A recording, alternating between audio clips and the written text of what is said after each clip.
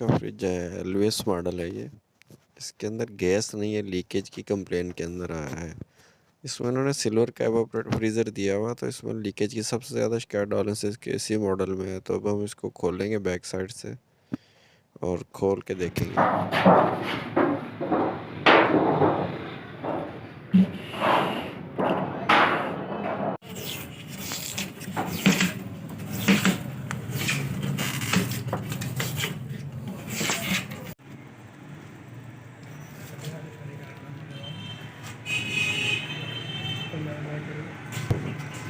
Pressure देख के अब इसको चेक करना स्टार्ट करते हैं। ये रिसीवर के पॉइंट देखिए, ये जो टांका है ये रिसीवर के इधर जो जॉइंट लगा हुआ है इसके ऊपर से लीक है।